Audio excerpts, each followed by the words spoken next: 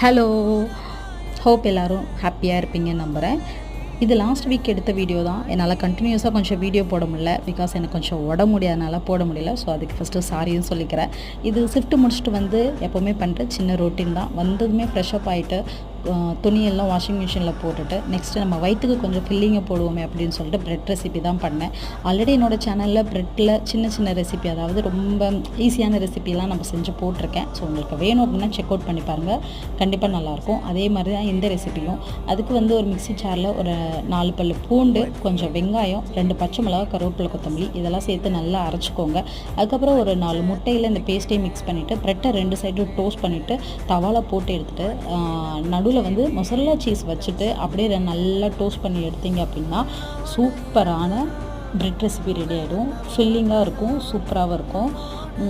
Just ஒரு time try பண்ணி பாருங்கள். அவ்வளவுதான். பாய் பாய்.